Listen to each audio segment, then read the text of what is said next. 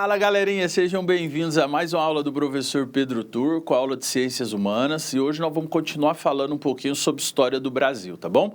Em especial, nós vamos falar um pouquinho sobre a Era Vargas e uma política que se efetivou na Era Vargas, em especial, que foi esta daí, ó, a marcha rumo ao Oeste, tá? A famosa marcha para o Oeste, a marcha rumo ao Oeste, que foi uma tentativa do Getúlio Vargas de integrar todo o Brasil, principalmente o Brasil do interior, né? O processo de colonização do Brasil foi um processo mais intenso no litoral brasileiro. E o interior do Brasil só veio a ser desbravado pelos portugueses com o ciclo do ouro. Então faltava muito investimento, infraestrutura, né? Tudo que nos leva e nos remete aí a um processo de crescimento e modernização econômica do Brasil. Então o Getúlio Vargas cria essa política pública, chamada Marcha para o Oeste, para tentar chegar ao progresso, para tentar chegar à modernização, à industrialização e, logicamente, impulsionar essas regiões e integrar elas a um Brasil maior. Então, a Marcha Rumo ao Oeste efetivou o surgimento de inúmeras cidades, inúmeros polos industriais. Então, foi a primeira tentativa do Vargas de desbravar aquilo que a gente chama de interior do Brasil. E nessa imagem, mostra, né, o sentido aí do Getúlio Vargas fazer chegar essa modernidade, essa industrialização, tá bom? Então veja, né, juntando a tudo isso, a Marcha Rumo ao Oeste foi um movimento de ocupação territorial do Brasil, promovido pelo governo brasileiro, né, a partir de 1930, e que desbravou inúmeras territorialidades, né, inúmeros territórios brasileiros e levou, em certa medida, aquilo, né, do ponto de vista do discurso, da narrativa, levou a ideia, entre aspas, de progresso, de modernização, para regiões até então que não eram sequer habitadas, tá? Então, veja, essas terras, né, foi durante a Marcha ao Oeste que essas terras passaram a integrar um projeto nacional, um projeto de Brasil, olhando para o nacional, não mais só para o território. Tá bom? Nessa imagem mostra, né, a ideia desse novo bandeirantismo, né, essa ideia de desbravamento, de entrar dentro de regiões que antes eram inabitadas, regiões ruins no sentido assim, inóspitas, né, ruins não, inóspitas, e em certa medida eles foram desbravando aí inúmeras regiões e territórios brasileiros, tá bom? Então, só reforçando, a Marcha para o Oeste, ela teve como ponto auge, né, ela surge no governo Vargas e vai ocupar principalmente a região central do Brasil, né? Se a gente olhar aí o desenvolvimento do estado de Goiás, a gente vai perceber, né, como que Goiás muda e migra inúmeras pessoas para essa localidade. É nesse período que corresponde também ao nascimento da cidade de Goiânia, tá? O famoso nascimento da cidade de Goiânia, na figura de Pedro Ludovico Teixeira, mas isso é tema para outras aulas, tá? Então, só para vocês perceberem o percurso da Marcha para o Oeste, né? Então, aqui você tem a marcha saindo do Rio de Janeiro e São Paulo, duas cidades polos, né? Atravessa aqui, ó, vai até o Triângulo Mineiro, região de Uberlândia, passa próximo a Goiânia, chega ao Mato Grosso, né, Aragarças, ainda Goiás, e Barra do Garças já é Mato Grosso. Aí adentro, ó, Nova Chavantina, de Nova Chavantina vai até São Félix do Araguaia, e vai adentrando, né, vai adentrando até chegar na região amazônica aqui, né, nós estamos falando da Serra do Cachimbo, Santarém mais à frente e aqui Belém do Pará.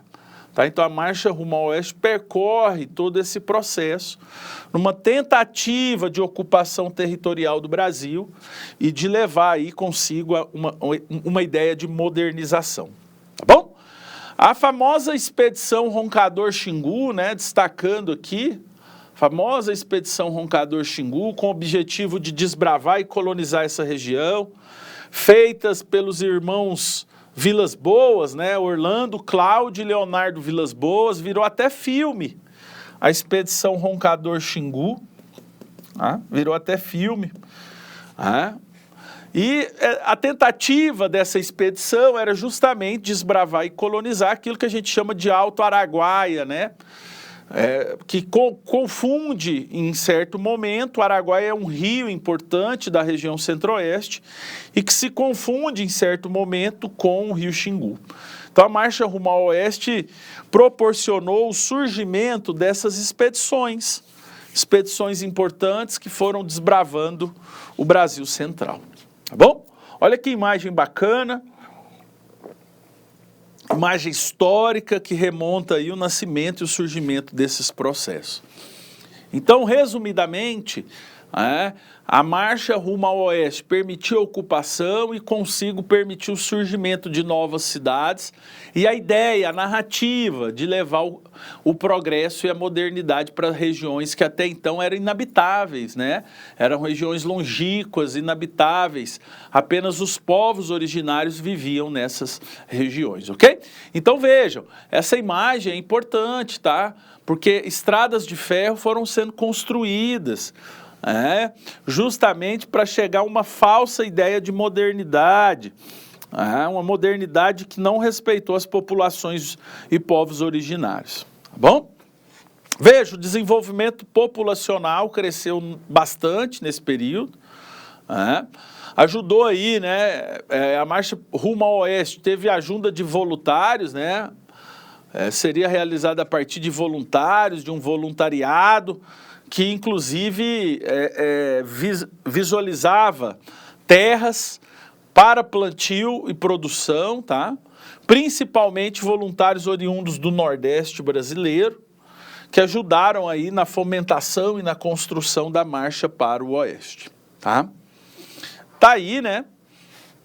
Mais uma imagem dessas expedições que foram sendo construídas e que fizeram parte desse plano, né, desse projeto de modernização do Brasil, tá? A marcha para o oeste, então, preconiza, né, a valorização do trabalho e do trabalhador nacional, ao adotar trabalhadores brasileiros, né, principalmente de origem nordestina, e fomenta também a integração nacional. Isso aqui é importante, tá? Essa palavra diz respeito muito à marcha para o oeste, a ideia de integração nacional, né? Integrar todos os polos. Não é à toa que Goiás ganha um destaque, porque Goiás é uma região que fica no Brasil central, em especial a cidade de Goiânia, que passa a ser a nova capital do estado de Goiás, e que nasce fruto da marcha para o oeste, tá? Getúlio Vargas manda uma figura importante de sua confiança aqui, chamado Pedro Ludovico Teixeira, e o Pedro Ludovico ficou com o objetivo, a incumbência de construir uma nova capital, que levaria aí áreas de modernidade, de construção de uma nova modernidade para o estado, tá?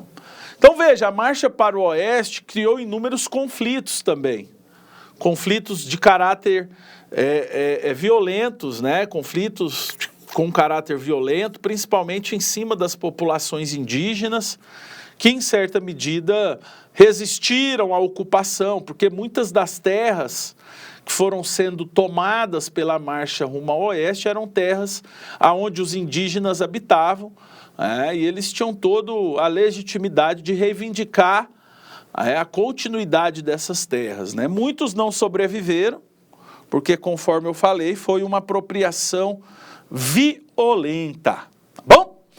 Na próxima aula, a gente vai ver um pouquinho sobre redemocratização do Brasil, falar um pouquinho aí de como que o Brasil saiu da ditadura militar e entrou para o período democrático, ok? Então veja, a marcha para o oeste gerou inúmeros conflitos, principalmente com as populações indígenas, com os povos originários, que reivindicavam parte daqueles territórios, que reivindicam, aliás, até hoje, parte daqueles territórios, com de uma forma correta, legítima, né, gente? Porque, em certa medida, aqueles territórios faziam parte aí da sua sobrevivência, do seu modo de vida, da forma com que essas populações se relacionam com a natureza, e a marcha rumo ao oeste foi pressionando eles, em certa medida, deixar esses territórios, e os que não deixavam, muitos foram mortos, porque eram expedições de caráter violento, tá bom? Então vejam, isso aqui é importante, vamos ver na próxima aula. Observem o slide, isso, a redemocratização do Brasil, né? Vamos pular ali para o Brasil contemporâneo e falar um pouquinho sobre esse processo. Ok? Nos vemos na próxima aula. Valeu!